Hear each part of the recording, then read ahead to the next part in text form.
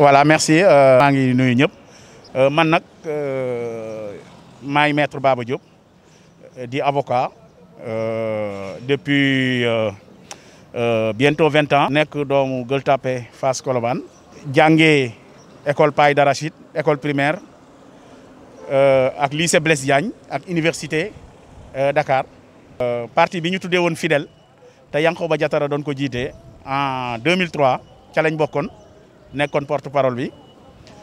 bi ñu créé parti Rewmi aussi ñu bokkoon ci ña kàngam yi nekkoon vice-président fii ci Dakar bokkoon ci ñi nga xam ne nekkoon nañu aussi conseiller municipal ca ville de Dakar pour le compte de Rewmi entre 2009 ak 2014 daje faak noonu Khalifa Sall aussi nekkoon Benno Siggil Sénégal 2014 aussi depuis 2014 aussi ñu nekk conseil municipal fii ci gox bii nga xam ne fii lañ nekk di Gueule Tapée Fass Colobane. gis-gis bi ma ci am bon maanaam ci lu ma ànd la ndax xam nga réew buy dox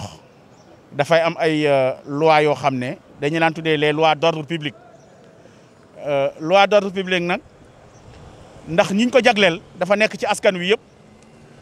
ça veut dire que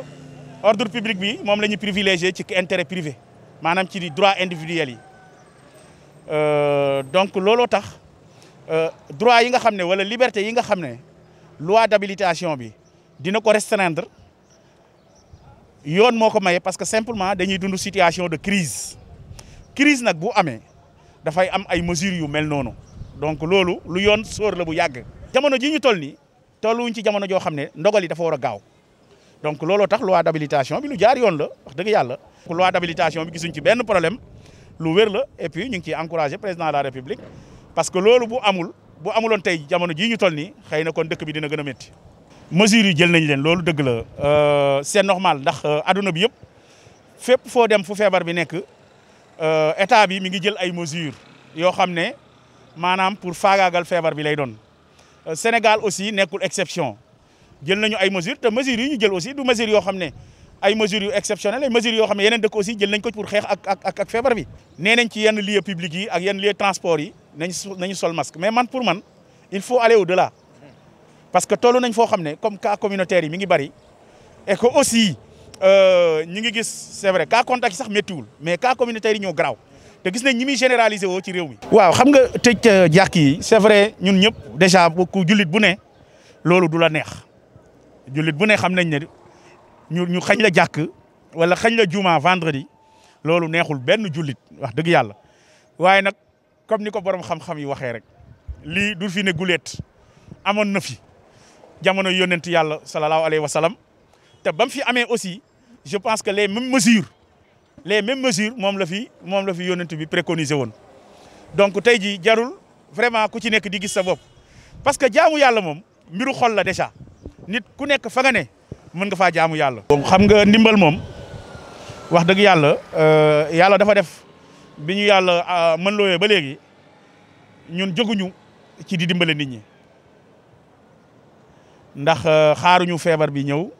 maanaam ñu si bëri di profito ku nekk naan da ngi def li la ñun xaaruñu feebar. loolu bala nga ci xam dara tey jii boo duggoon ci commune bi nit ñi danañ la xamal ne la ñin bi ñu commencé jàppale nit ñi du tey waaye nag tey la raw nag ndax bi feebar bi duggee ba léegi ñëpp dégg nañ état bi dina dimbale nit ñi mairie yi ne woy aussi il faut que ñoom aussi ñu jóg man xaaruma kenn bien que dama bokk ci mairie bi mais xaaruma mairie ndax am na lu ma yàlla may loo xamante ne ni war naa ko mën a bokk ak nit ñi man ci laa jóg daal di xool ñi nga xam ne ñoom ñoo nekk ci gox bi nekk ay dignitaires te nit ñi yaakaar leen te kenn xalaatu leen woon nag parce que ñëpp biñ doon wax ci ndimbal kenn waxuloon ñi nga xam ne ñooy dignitaires yi nekk ci gox bi muy imam yi d'abord délégué de quartier yi ak bàjjenu gox yi parce que li tax ma xalaat ñetti catégorie personnes yooyu mooy jamono ji ñu toll nii tey muy problème mu feebar bi tey ñi ci gën a yaakaar tey bu weesoo ñi nga xam ne mooy médecins yi ak personnelu santé mais mooy nitu diine yi parce que nit ñi bëgg nañ ñu ñaan yàlla musal ñu ci mais nitu diine yooyu ñan ñoo leen di symboliser mooy les imams donc imam yooyu nañu jël ndimbal jiital ko ci ñoom bu ñu fa jógee ñu ne délégué de quartier yi ñoom it lépp luy problème ci quartier yi ñoom ñoo koy gérer ñu ne ñoom it nañ dem dimbale leen parce que nit ñi bu ñu jaaxlee ci ñoom lañ jëm donc autant bala ngay dem ci nit ñi demal ci ñi nga xam ne ñoom la nit ñi yaakaar bu problème amee muy délégué de quartier ñu ne ñooñu nañu dem dimbale leen. ensuite suñu mbokku jigéen ñi tey ñan ñoo leen di taxaw ci gox yi bàjjenu gox yi ñoom ñooy assister suñu jabar yi ñooy assister suñu yaay ci bépp problème boo xam ne problème mu jigéen la wala problème mu kër ñoom ñoo ci nekk ak jigéen ñi di leen jàppale. donc ñooñu it boo leen jàppale tey dafa mel ni jàppale nga jigéen ñëpp donc ñun ñetti catégorie yooyu la ñu ciblé ku ci ne ñu ne ah wax dëgg yàlla doole ji bariwul waaye danañ wut saaku ceeb ak benn gorosu sukkar ku ci ne ñu yóbbul la ko. biñ ci jógee aussi taxawuñu parce que dañu ne aussi il faut ñu dem ci centre de santé yi parce que ñooñu ñoom la nit ñi aussi ñooy dimbale nit ñi ñooy faj nit ñi ñu ne ñooñu nañu dem yóbbul leen suñu ndimbal mais comme xamuñu ñoom lan lañ soxla ci ndimbal ci matériel de santé te mënuñu leen ko abal ñu yëkkati chèque 200 000 daal di ko yóbbul centre de santé bu Colobane bi nga xam ne moom mooy suñu centre de santé ba pare aussi teg ci jël des centaines de masques aussi yóbbul leen matériel médical boo xam ne composé de ay glycomètre ay tensiomètre ak lépp loo xamante ne ni dana leen jëriñ ci seen wàllu liggéey. waaw loolu man maa ngi koy naxarlu parce que wax naa ko léegi man bii mooy sama 2e mandature ci mairie donc xam naa bu baax ni mairie di doxee yàgg naa yëngu ci yëfu mairie dama daan inauguré ay yenn projet yoo xam ne mairie Dakar ñoo ko daan jagleel population yi ma ciy dem au nom du conseil municipal de la ville de Dakar donc tey jii xam naa njëriñ bi nga xam ne population yi maanaam mairie war na ko amal population yi mais vraiment ñun au niveau de notre commune de Gueule Tapée Fass Colobane gis nañ ne doxul ni mu war a doxee maanaam ni nga xam ne ñi ngi ko doon xaaree ci mbir mi maanaam réactivité bi nit ñi waroon am parce que nit ñi ngi commencé sonn donc heure bi tey jii waroon na fekk mairie bi yëkkati ndimbal gu mat sëkk daal di ko joxe d'autant plus que nag bi problème bi amee conseil municipal délibéré na maanaam jël na dogal boo xam ne dañu ne mairie nañu voté benn virement crédit bu 187 millions pour jagleel ko population yi dëgg la dafa am nu muy doxee lépp gaawul mais mairie bi waroon na am tey moyens yoo xamante ne nii parce que loolu yëpp aussi pour man aussi xarañte mairie bi ci la dépendre maanaam ci xarañte mairie bi ak ñi ko yor bu ñu xarañooñ lool ni ko seen yeneen moromu maire yi defee tey jii waroon nañ ko mën a defee noonu parce que yeneen moromu maire yi ñu ko defee ñoom ëpp ñu leen sañ-sañ ñun bu ñu leen ëppul sañ-sañ ñooñu ëpp ñu sañ-sañ ndax commune Gueule Tapée Fass Colobane yaa fi tudd commune Mermoz li mu fi def mais ñun ñoo ko ëpp ay ressources bu ko ñooñu defee parce que xëy na bëgg nañ seen commune parce que xëy na ñu ngi jàppale seen commune parce que xëy na am nañ xarañte ñun waroon nañ am xarañte bu ëpp loolu parce que ñoo leen ko ëppale donc moo tax tey jii loolu pour man gàcc la ci ñun tey jii ñu toll ci situation boo xam ne population yi seen bopp dañuy jóg di ñaxtu naan suñu maire loolu vraiment ñun ñu ngi koy regretter. tey centre de santé bii nga xam ne moom mooy bu Colobane bi te moom rek mooy suñu centre de santé masque sax le personnel dañuy woo ñun di ñu ci ñaan dimbal alors que mairie bi mi ngi fi waroon nekk pour joxe ci lu doy sëkk au niveau des populations joxe ci lu doy sëkk au niveau des centres de santé mais malheureusement on a vu que tout cela defuñu ko donc taxawaay bi wax dëgg yàlla pour répondre à votre question des na lu bari te wax dëgg yàlla c'est dommage parce que mairie bi amoon na potentiel boo xam ne mënoon na régler problème yooyu yëpp. alalu askan wi la dañ ko jagleel askan wi jagleeluñ leen ko donc bu ñu ko yeggaluwul askan wi aussi ëllëg seen responsabilité devant Dieu devant les hommes aussi mooy ëllëg ak nu mu mënta demee lu ñu leen mën a jox tey ëllëg dinañ rendre compte devant la loi. li leer ba léegi li ñu constaté ñun mooy te di ko naqarlu mooy mbir mi yéex na te population yi soxla nañu ko te seen yeneen morom maire yi ñu ngi koy joxe wala joxe nañ ko bu yàgg lu tax donc mënuñu ko joxe bu yàgg wala joxe wuñ ko ba léegi pour man donc foofu am na échec bu mat sëkk au niveau de l'administration municipale de la commune de Gueule Tapée Fass Colobane. waaw mouvement bi pour leeral ñu ngi ko créé en 2011 man en fait du woon une ambition particulière d'être maire wala d'être ministre wala leneen ak leneen mais nit ñi ma doon àndal ak njëriñ bi ma amaloon nit ñi moom laa ne loolu du ma ko bàyyi moo tax ñu ne dañuy créer suñu organisation boo xam ne dinañ continuer di amal nit ñi njëriñ parce que wax ji yëpp mooy amal nit njëriñ te ñun loolu mooy suñu credo amal nit ñi njëriñ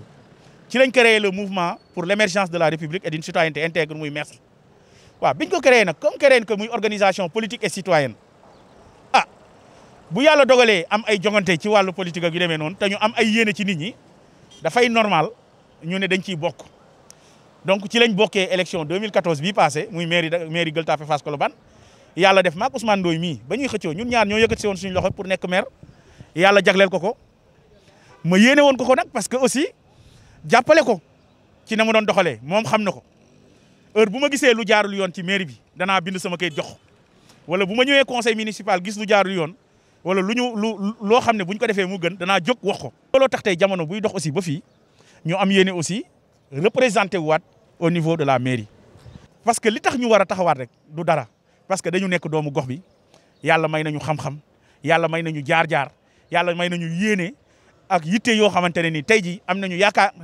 bu ñu joxee mairie bi danañ ko doxal ni nga xamante ne ni en tout cas population yi danañ ci gis seen bopp. mais bu ñu demee ba commune bi toll fii di yàqu moo tax ma jóg woo ñi nga xam ne aussi ñoo nekk ci gox bi am yitte waaw di defal nit ñi di jàppale nit ñi ma ne leen jóg leen ñu taxaw suñu commune bi plutôt que ñu koy bàyyee ay nit yoo xamante ne nii xëy na pour ay ambition personnelle wala ay objectifs yoo xam ne kenn xamul lan la moom lañ koy jëlee la preuve mi ngi ni tey suñu mairie depuis 5 ans mandature bi yëpp man gisuma lenn loo xam ne changé na ci mairie bi rien au niveau des infrastructures lu dul li état bi di fi defar rien au niveau social rien au niveau santé éducation dara ñun dafa mel ni mandature 2014 bi commencé 2014 ak léegi mandature 0 la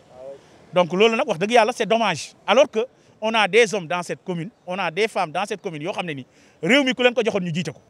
le maire dafa war a nekk un symbole nekk une référence nit ñi di ko tiitaroo ñu xam ne doomu gox bi la nekk un symbole nekk porte drapeau commune bi feneen fu ñuy jongante nit ñi di ko tiitaroo naan suñu maire mooy diw ñëpp kontaan ci moom parce que xam nañ ko ci réew mi xam nañ ko ci ay jëfam xam nañ ko ci compétence am xam nañ ko ci liggéeyam donc loolu dafa am solo donc loolu ñun mooy suñu sens combat bu ñu yàlla dogaloon tey ma gis koo xam ne gën na ma ko yeyoo yàlla xam ne ne du ma ci xeex du ma ci xuloo damay jàppale kooku rek mu yor ko waaye nag malheureusement gisuma ko looloo tax tey ñuy xeex di ci woo ñeneen ñoo xam ne aussi mel nañ ni ñun ñu ràññal leen ci seen ay liggéey ci seen ay honorabilité pour ñu ñëw bokk ci lii nga xam ne moom la ñuy liggéey te du dara lu dul intérêt gox bi rek voilà. parce que man déjà pour commencer man ci mouvement association yi laa jóge boo demee Gueule Tapée man maa doon président ASC Penc ak yeneen association yoo xam ne ñu ngi ci gox bi donc sama relation dafa baax ak ñëpp aw ma xaar ma yàlla kenn conseil municipal Gueule Tapée Fass honnêtement il y a eu beaucoup de problèmes dans l'organisation même et ensuite dans l'exécution des délibérations yi nga xam ne dafa relever ci compétence u maire ak administration municipale aussi on a vu beaucoup de problèmes te loolu li koy wane rek on n'a même pas besoin de polémiquer sur ça c'est-à-dire li koy wane rek mooy parce que dara doxul dans le territoire communal dara doxul aussi bien dans le ci cadre de vie bi on a vu par exemple ay problème mu marché Gueule Tapée bi on a vu problème mu parking yi nekk ci canal bi on a vu n'importe quoi ci loo xamante ne nii waruloon nekk problème ci commune bi parce que quand le maire bu demee bay installer ay parking ci kaw canal wala dem ba installer marché ci kaw canal boo xam ne cadre de vie délai de vie am jeex na c'est un problème quel que soit lu ñu mën a wax c'est un grand problème et ensuite maintenant sans compter les relations très heurtées loolu constat la maintenant on pourra dire que Maître Baba Diop mooy wax lii moom mooy def loo nii nit ñi ñàkkuñu fayda xam nga loolu insulté sax population yi la mais c'est parce que les gens en ont marre de constater que mairie bi defu fi dara ba pare bëgg a yëg seen bopp mais c'est pas le problème de Maître Baba Diop c'est pas le problème de Ousmane Ndoye c'est que ñoom ñoo yor loo xam ne askan wee ko moom c'est-à-dire ñoom il faut que loolu di dellu seen bopp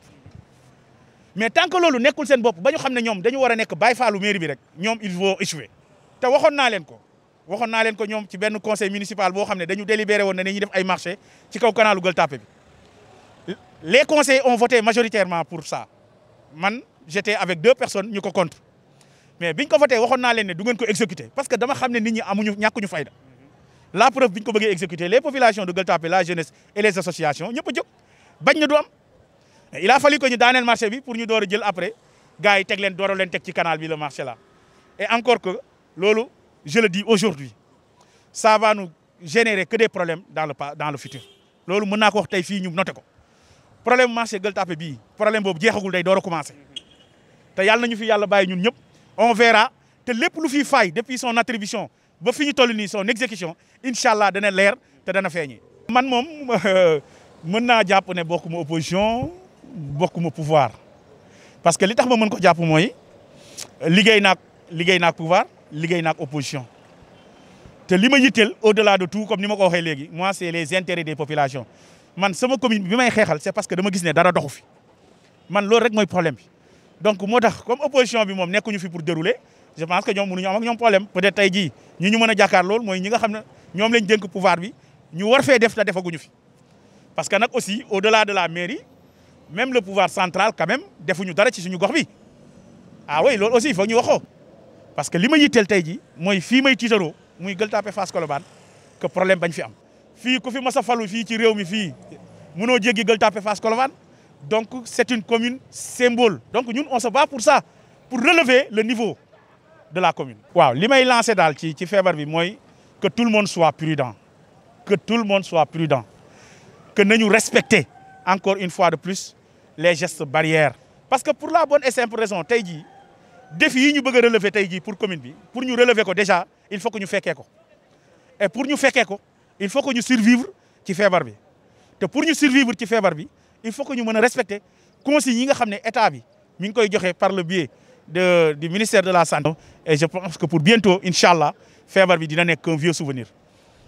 voilà.